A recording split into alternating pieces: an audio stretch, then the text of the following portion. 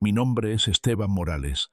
Tengo 73 años, y esta historia no es para que me tengan lástima. No, es para que recuerden que incluso el más viejo y callado puede tener en su interior una verdad que nadie imagina. A mí, mi propio hijo, me llamó estorbo. Me lo dijo con la boca llena y la mirada vacía.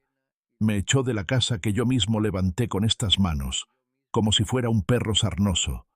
Pero lo que él no sabía es que al cerrarme la puerta, abrió otra. Una puerta que durante más de 40 años había mantenido cerrada a conciencia. Una puerta que escondía una herencia que cambiaría todo para siempre. Viví siempre con humildad. Fui carpintero, albañil, jornalero cuando hizo falta. No conocí lujos, pero tampoco los envidié. Mi riqueza fue mi familia, mi mujer, Carmen, y nuestros 2 hijos, Javier y Lucía. Desde los 14 años trabajé para que no les faltara nada. Cada tabla clavada, cada bolsa de cemento cargada, fue un ladrillo más en la casa que construí con sudor y amor. Esa misma casa que, décadas más tarde, me negó un rincón para morir con dignidad. Javier, el mayor, fue un niño risueño, curioso, pegado a mis talones. De pequeño me acompañaba a la obra y recogía los clavos que se me caían.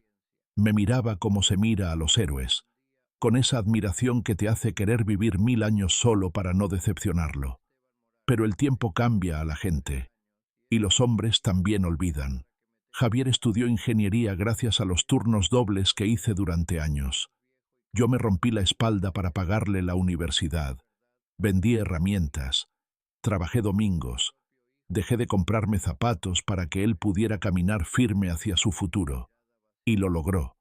Se convirtió en un hombre de traje, de coche nuevo, de reuniones importantes. Yo me sentía orgulloso, claro que sí. Hasta que un día, la mirada que antes me buscaba ahora me evitaba. Las palabras se volvieron frías, medidas, y luego vinieron las excusas. Papá, es que ya no hay espacio en casa. Papá, los niños no duermen bien contigo roncando. Papá, te lo digo con cariño, pero necesitas ayuda. Todo culminó una tarde de abril, con el sol bajando lento sobre el pueblo y el olor a sopa saliendo por la ventana. Javier me llamó al salón. Estaba con su esposa, esa mujer que siempre me miró como si yo fuera una mancha en su mantel nuevo. Papá, hemos tomado una decisión. Así, sin más. Como si yo fuera un mueble viejo del que ya no sabían dónde meter. Te vamos a llevar a una residencia. Es lo mejor para todos. Yo lo miré, esperando que se riera, que dijera que era una broma. Pero no. Su rostro estaba serio, pero no triste. Y ahí me lo dijo. Papá, sos una carga. No podemos más. Una carga. Esa palabra me atravesó como un clavo mal clavado en el alma. Yo, que había dado todo. Yo, que los había alimentado con las manos agrietadas, que los había abrazado cuando tenían fiebre, que les contaba cuentos inventados para que soñaran en grande. Yo, que enterré a Carmen con el corazón hecho trizas y seguí adelante por ellos. Yo era ahora una carga. Esa noche no dormí. Metí en una maleta mi ropa, mis medicinas y una foto de Carmen. Me senté en la plaza del pueblo, bajo el farol que parpadea como una vela vieja, y ahí recordé algo. Algo que llevaba décadas guardado como si fuera un pecado. Un secreto que me dejó mi padre antes de morir. Porque lo que Javier no sabía, lo que nadie en esta tierra sabía, es que yo no era un viejo pobre. No, yo era heredero de algo que ni siquiera los ricos del pueblo podrían soñar. Cuando tenía 30 años, mi padre me llamó a su lecho de muerte. Tenía los ojos hundidos y las manos temblorosas. Me entregó una caja de madera y me dijo, Esteban, aquí está el trabajo de mi vida. No lo toques hasta que tu alma esté más rota que tu espalda. Dentro había un cuaderno con mapas, coordenadas y una pequeña llave oxidada. Mi padre había trabajado en una cantera en el sur del país, pero lo que pocos sabían era que esa cantera escondía más que piedra. Escondía una veta de cuarzo con inclusiones de oro que él descubrió por accidente. Durante años fue sacando pedazos pequeños, fundiéndolos, escondiéndolos en latas, enterrándolos. Cuando se jubiló, se llevó el secreto con él, salvo por esa caja que me entregó. Yo nunca toqué ese oro, nunca vendí nada, nunca lo mencioné, porque no lo necesitaba. Carmen y yo éramos felices con poco. Pero esa noche, sentado en la banca de la plaza, con el alma hecha jirones, supe que había llegado el momento. Porque si ya me habían humillado, si ya me habían arrojado como basura, entonces al menos podía elegir cómo terminar mis días, y no iba a ser pidiendo permiso para ir al baño en un asilo. Caminé hasta la estación de autobuses. Tenía algo de dinero ahorrado. Compré un pasaje al sur. Nadie me esperaba. Nadie me despedía. Nadie se daba cuenta de que Esteban Morales, el hombre que había construido media docena de casas en el pueblo, se iba con una maleta y un secreto. 3 días después, estaba parado frente a la vieja cantera. Todo estaba igual que en el mapa. Los pinos altos, el barranco a la izquierda, la piedra rojiza brillando bajo el sol. Con la llave abrí una caja metálica escondida en una cueva. Ahí estaban los lingotes. No uno, ni dos. Decenas. Oro puro, fundido por las manos de mi padre.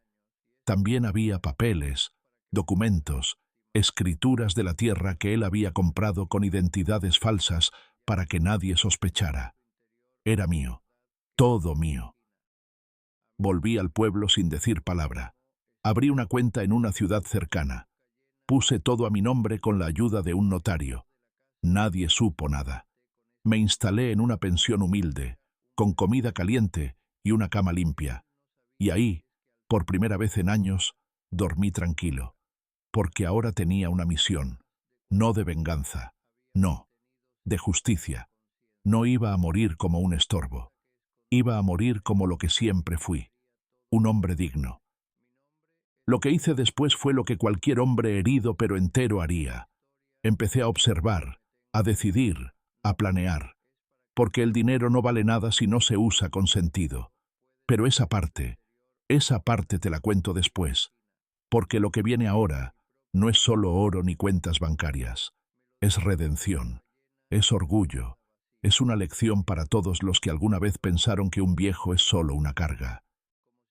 ¿Y vos qué harías si tu propio hijo te echara de tu casa y supiera, demasiado tarde, que al morirte se le fue entre los dedos el tesoro más grande que jamás tendría? Pasaron unas semanas desde que volví al pueblo con el secreto convertido en certeza. Nadie sabía que el viejo Esteban ya no era un pobre carpintero jubilado. Caminaba por las calles como siempre, saludando con la cabeza, deteniéndome a hablar con don Julián en la panadería, comprando naranjas en el puesto de la señora Pilar. Nadie sospechaba que en el bolsillo de mi chaqueta llevaba la llave de una fortuna que haría palidecer a cualquier terrateniente de la comarca. Y eso era lo que más me gustaba, saber que no tenía que demostrarle nada a nadie, porque durante toda mi vida había sido al revés. Uno tenía que gritar para que lo vieran, trabajar el doble para que lo respetaran, tragarse el orgullo para no hacer ruido. Y ahora, por fin, podía moverme en silencio, con el alma tranquila. Un domingo, mientras comía cocido en la fonda de doña Clara, escuché una conversación en la mesa de al lado. Era un grupo de hombres, de esos que se creen sabios por tener barriga y voz gruesa, que hablaban sobre el valor de las tierras, sobre el precio del oro, sobre inversiones en Madrid. Uno de ellos, con bigote recortado y reloj caro, dijo algo que se me clavó. El dinero no cambia a las personas, solo les quita la máscara. Me mordí un trozo de pan y lo miré de reojo. Tenía razón. El dinero no me había cambiado. Me había devuelto. Me había quitado las cadenas del silencio. Me había permitido pensar en mí sin culpa. Me había dado algo que había perdido hacía años: la libertad. Con esa idea en la cabeza, fui a ver a la única persona que sabía que no me iba a mirar con interés ni con codicia. Don Agustín, el cura del pueblo. Un hombre flaco como un espárrago, con las manos llenas de manchas y los ojos llenos de compasión. Siempre me había tratado con respeto, incluso cuando yo solo llevaba monedas para la colecta de los domingos. «Padre», le dije sentándome frente a él, «tengo un problema que solo puedo contarle a alguien que no quiera nada de mí». Me miró en silencio, como solo miran los hombres de fe, con esa paciencia que a veces irrita pero siempre calma. Le conté todo, desde la traición de Javier hasta la caja de mi padre, desde los lingotes hasta la cuenta bancaria. Él no me interrumpió ni una vez. Cuando terminé, dejó la taza de café en la mesa y me dijo: «Esteban, eso que tienes no es oro, es una segunda oportunidad. Y muy pocos tienen ese regalo. Úsala bien». Salí de esa casa con una paz que hacía años no sentía, no porque me hubiera perdonado a mí mismo, sino porque entendí que todavía tenía la posibilidad de hacer algo bueno, algo que trascendiera. Esa noche escribí una carta, larga, llena de recuerdos. Era para Lucía, mi hija menor, la única que, aunque se había ido a vivir a otra ciudad hacía más de 10 años, siempre me llamaba en mi cumpleaños, siempre me mandaba una postal en Navidad. Nunca dijo mucho, pero su cariño se sentía en los silencios. Le conté todo, sin rencor, sin pedir nada.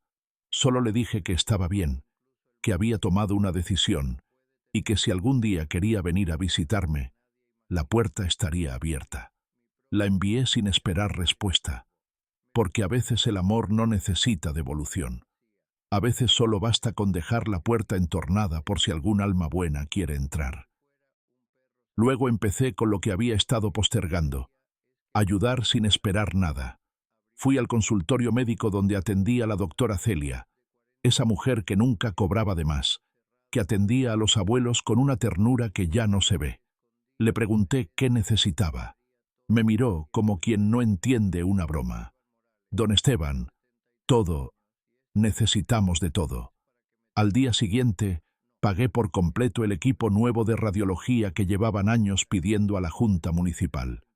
Después fui a la escuelita del barrio bajo, donde los niños jugaban con pelotas hechas de medias. Financié la remodelación del comedor, doné libros, pinté las paredes con mis propias manos, no porque hiciera falta, sino porque quería dejar una parte mía en ese lugar. Porque pintar una pared con tus propias manos es también sanar un poco. Y entonces, como era de esperarse, Javier se enteró. No sé quién se lo contó. Tal vez fue el gerente del banco que no supo mantener la boca cerrada. Tal vez alguno de esos vecinos que de pronto empezaron a saludarme con más entusiasmo del normal. El caso es que un miércoles por la tarde, mientras tomaba café en la terraza del hostal donde vivía, lo vi aparecer. Llevaba una camisa planchada, el rostro tenso, las manos en los bolsillos. «Papá», me dijo, y esa palabra ya no sonaba igual. No tenía peso, no tenía historia. Era un disfraz. Me senté sin invitarlo. Él también. Se quedó unos segundos en silencio, como buscando por dónde empezar. Me dijeron que has estado haciendo donaciones, que tenías un dinero guardado. Yo no decía nada, solo sorbía el café.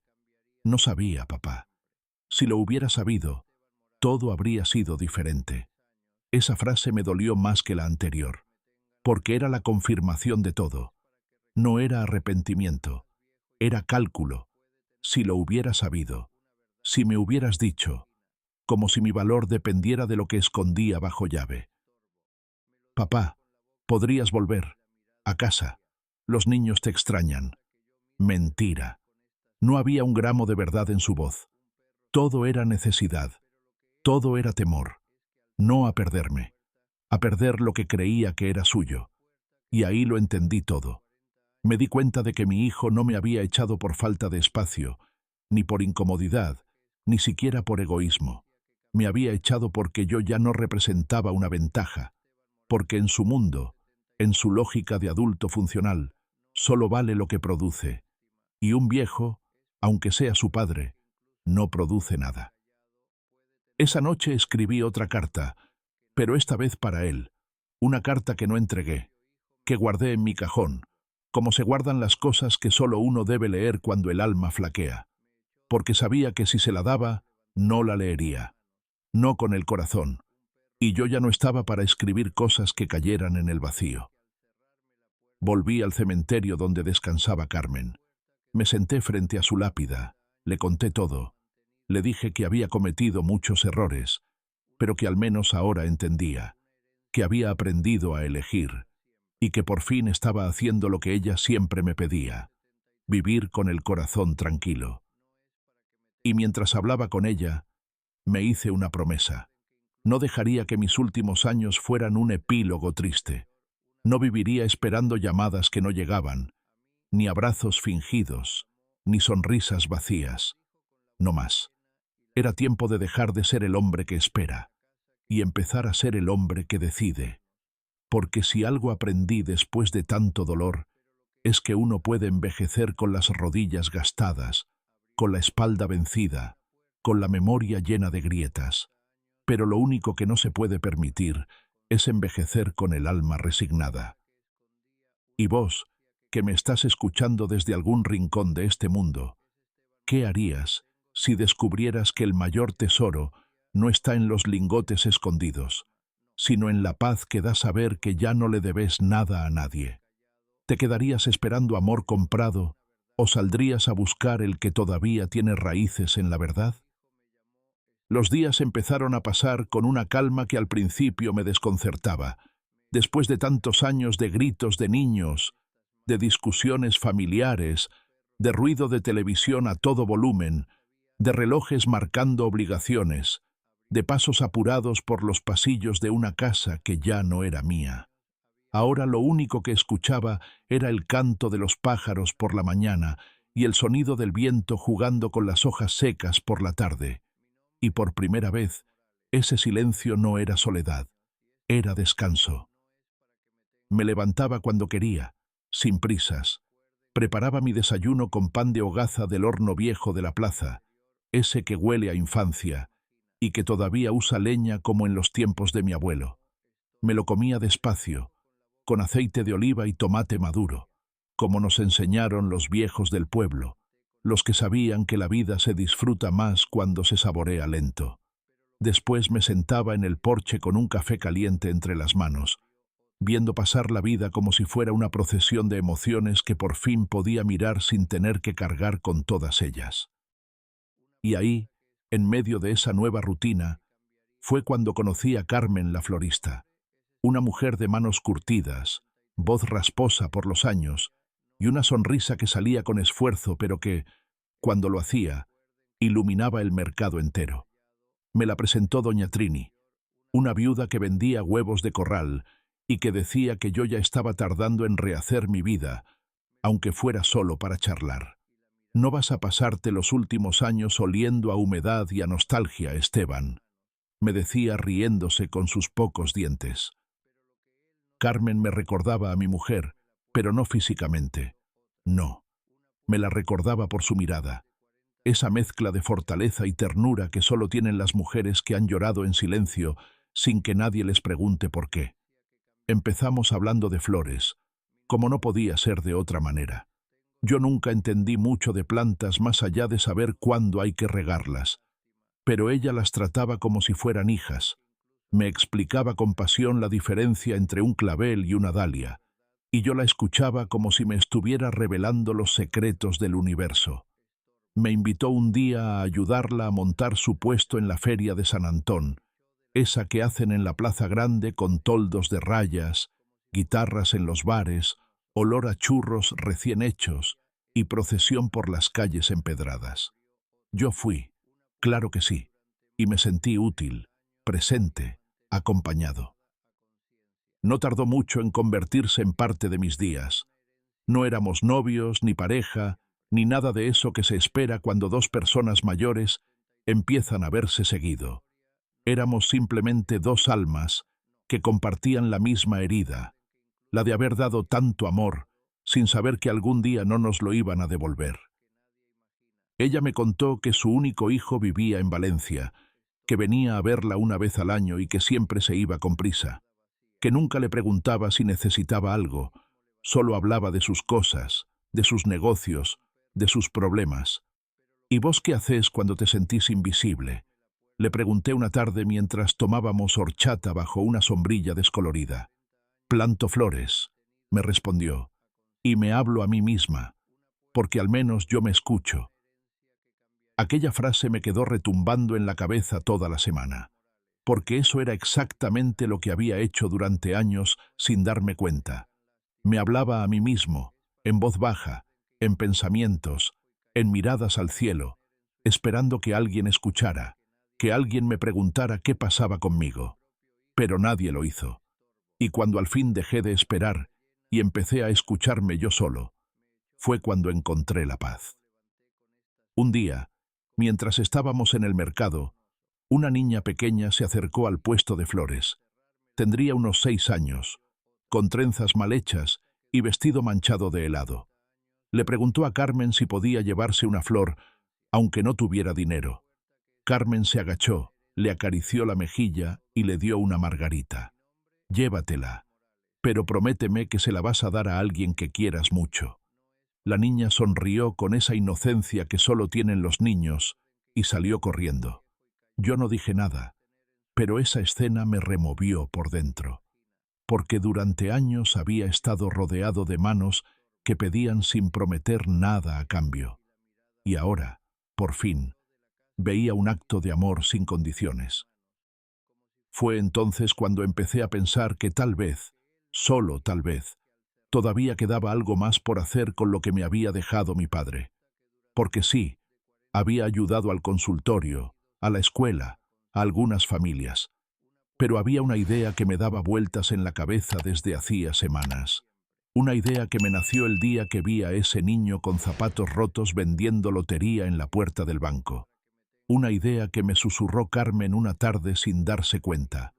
Lo que más falta hace en este mundo no es el dinero. Es que alguien te mire y te diga, vos valés. Esa noche, mientras la brisa entraba por la ventana de mi habitación y la luna dibujaba sombras en el suelo, decidí crear algo que durara más que yo. Un lugar donde los viejos como yo, los que dieron todo y fueron descartados como herramientas rotas, pudieran encontrar otra vez el sentido. Un hogar, pero no de esos que huelen a lejía y resignación. Un lugar con jardín, con libros, con música, con palabras. Un sitio donde no hiciera falta justificarse para existir. Lo llamé Casa Morales. Un homenaje a mi apellido, sí, pero también a todos los Morales del mundo. Los que cargaron sacos, criaron hijos, enterraron amores y se levantaron cada mañana a pesar del cansancio. Compré un terreno en las afueras del pueblo. No muy grande, pero suficiente. Contraté arquitectos jóvenes con ideas frescas, trabajadores locales que conocían mis historias, abuelos jubilados que querían sentirse útiles otra vez. Y en menos de un año, la casa estaba en pie, con patios llenos de geranios, una sala con chimenea, cocina compartida y habitaciones que no parecían jaulas, sino pequeños refugios. Cuando la inauguramos, invité a todos los vecinos. No hice discursos, no corté cintas con tijeras doradas. Solo puse una placa en la entrada que decía, «Aquí no sobra nadie». Y esa fue mi venganza. No contra Javier, no contra su esposa ni sus amigos. Fue mi venganza contra un sistema que convierte a los viejos en muebles. Fue mi forma de gritar que seguimos vivos, que seguimos importando. Y ahora te pregunto a vos, que estás ahí, leyendo estas palabras con el corazón en la garganta, ¿vos también te has sentido invisible alguna vez? ¿También has regalado amor hasta quedarte vacío? Entonces no te rindas, porque nunca es tarde para empezar de nuevo. Nunca es tarde para florecer, aunque sea en otoño. Las primeras semanas en Casa Morales fueron una mezcla de emoción, cansancio y una paz que no sabría describir con palabras. Cada rincón tenía algo mío, no por el dinero que puse, sino por el alma que dejé en los detalles. Las cortinas de lino que me recordaban a las que cosía Carmen en verano, los bancos de madera que lijé con mis propias manos como cuando hacía los muebles de la casa hace ya tantos años, y esa cocina con olor a caldo casero, con sartenes colgados como en las cocinas de antes, donde no se desperdiciaba nada y se cocinaba con amor. Los primeros en llegar fueron tres: don Pablo, un antiguo ferroviario que se había quedado sin familia; la señora Martina, que bordaba manteles con la vista ya borrosa pero seguía cosiendo como si tuviera 20 años; y don Samuel, que había sido pastor en la sierra y tenía las manos como raíces viejas, pero el corazón tan grande que enseguida conquistó a todos. Llegaron con las mochilas vacías de esperanza, con ese andar tímido del que ya no espera nada, y poco a poco empezaron a recuperar la mirada. Los días en la casa tenían ritmo propio. Por las mañanas nos reuníamos en el jardín con tazas de café y pan recién tostado. Hablábamos de todo: de los años buenos, de las pérdidas, de los nietos que no venían, de los miedos. Cada historia tenía su herida, cada risa tenía su grieta.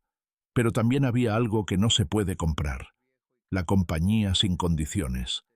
Nadie preguntaba qué habías hecho con tu vida. Nadie juzgaba si habías sido buen padre o si habías cometido errores. Solo importaba que estabas ahí, presente, vivo. Los domingos hacíamos paella, a veces de pollo, otras de marisco, según lo que trajera el mercado. Carmen venía a menudo a ayudar, con su delantal de flores y esa manera suya de convertir cualquier conversación en algo hermoso. Ella no necesitaba grandes discursos. Con un gesto, con un silencio bien puesto, te abrazaba el alma. A veces se quedaba hasta tarde, leyendo conmigo en la biblioteca, esa que armamos entre todos con libros donados, con enciclopedias viejas, novelas románticas, biografías de santos y hasta cómics de los años 50 que alguien encontró en un desván. Una tarde, mientras tomábamos limonada bajo el emparrado, Carmen me preguntó si estaba feliz. No supe qué responderle de inmediato. Feliz, qué palabra tan grande.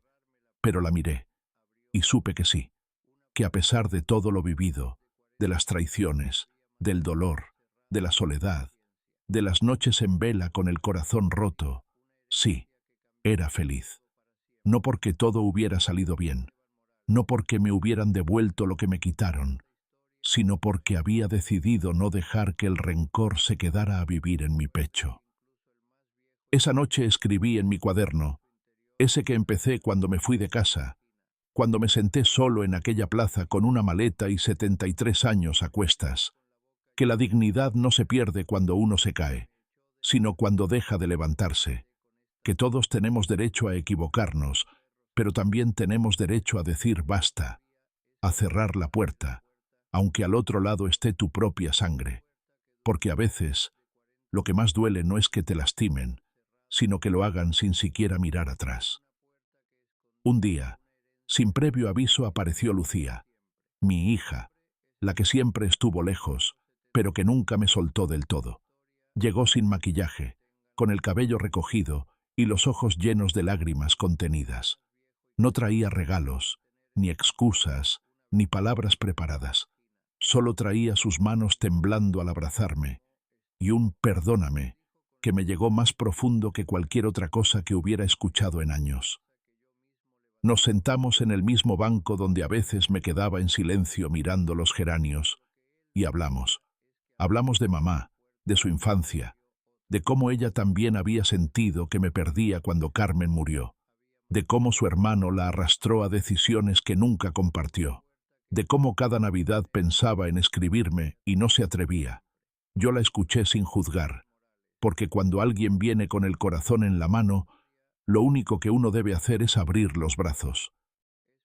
Le conté todo, sin adornos, sobre la herencia, sobre el oro, sobre la casa, sobre los nietos, y ella, en lugar de preguntarme cuánto quedaba, me preguntó si podía ayudar.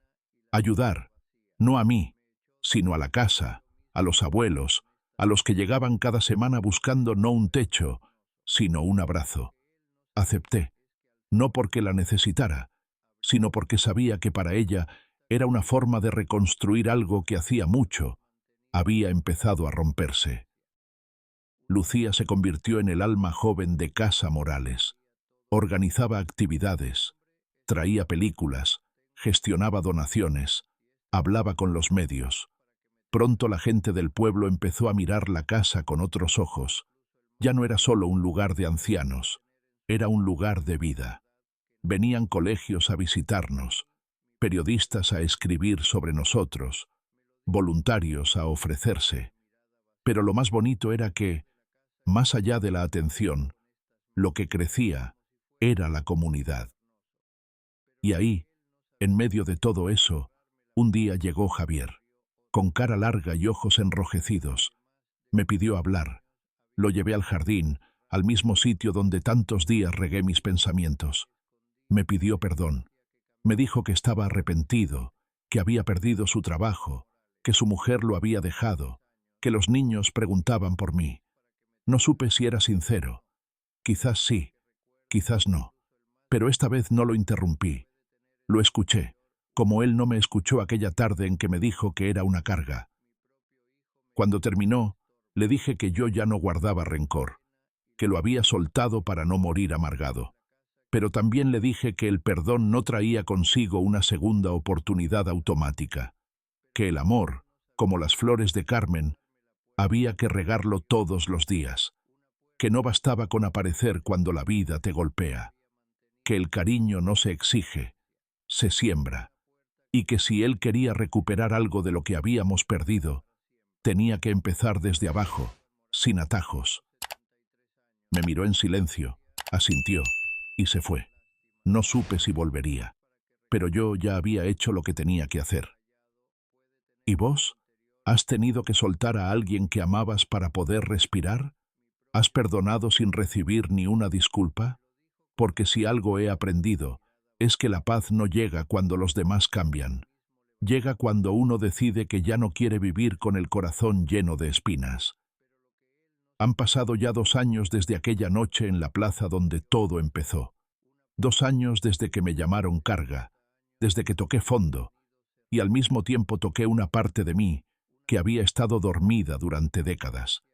2 años desde que decidí que no iba a morir en silencio, ni mendigando cariño, ni aceptando desprecios como si fueran parte del trato de envejecer. Hoy me levanté temprano. Hacía fresco, y el cielo tenía ese color azul limpio que solo aparece después de una noche de lluvia. Puse a calentar agua para el café, corté una rebanada de pan moreno, la tosté sobre la sartén y me senté en el porche, como cada mañana. Frente a mí, el jardín de Casa Morales estaba en plena floración. Los geranios rojos, las margaritas, los claveles, todo parecía decirme que había valido la pena, que incluso las heridas más profundas pueden florecer si uno las cuida con tiempo y respeto. Lucía llegó al rato con una caja llena de fotografías. Me dijo que habían estado ordenando la oficina de la fundación y que había encontrado cosas que merecían ser vistas. Empezamos a mirar las fotos uno a uno. Don Samuel soplando las velas de su cumpleaños número 85, doña Martina enseñando a bordar a unos niños del colegio, Carmen repartiendo flores el día de la romería. En cada imagen había una historia, una victoria callada, una señal de que estábamos haciendo las cosas bien. Luego apareció una foto mía, en blanco y negro, de cuando tenía unos 30 años.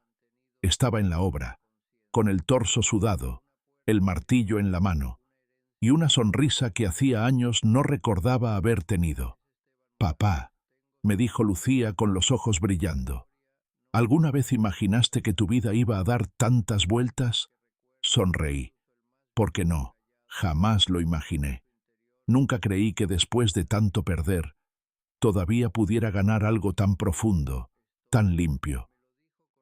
Más tarde, mientras preparábamos arroz con leche con los residentes, como se hace en los pueblos, con leche entera, rama de canela y cáscara de limón, se acercó Miguel, mi nieto, el pequeño, ya no tan pequeño. Venía solo, con una mochila en la espalda y los ojos llenos de dudas.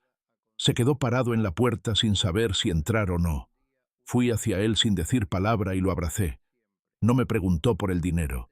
No me pidió nada. Solo me dijo: «Abuelo, quiero conocerte de verdad».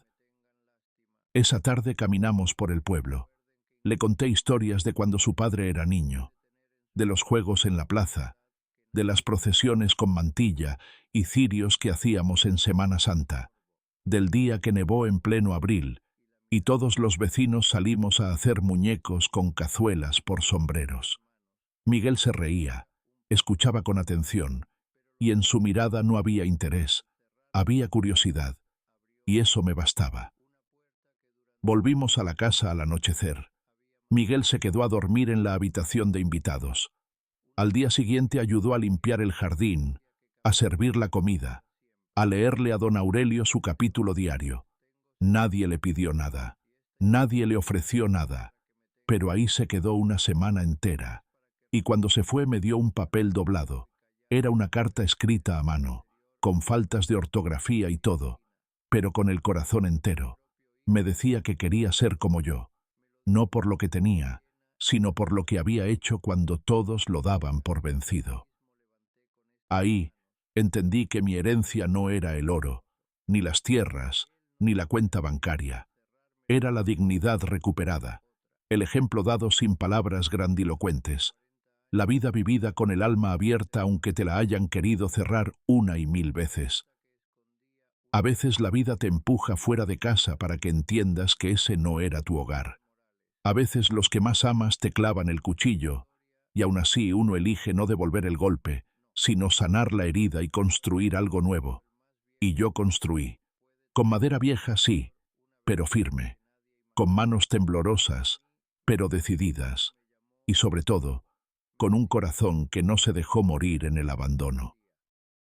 Así que si llegaste hasta aquí, si me escuchaste con el alma abierta, quiero darte las gracias. Porque las historias, como las personas, necesitan ser escuchadas para sentirse vivas. Y si vos también sos alguien que ha sentido la traición, el cansancio, el olvido, recordá esto: no estás solo, nunca lo estuviste, nunca lo estarás. Y ahora contame en los comentarios, ¿desde qué ciudad me estás escuchando? Quiero saber desde dónde están del otro lado de esta historia.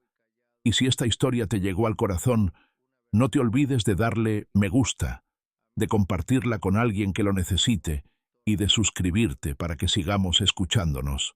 Porque hay muchas historias que aún nos quedan por contar. Y yo, mientras tenga voz, las voy a seguir contando.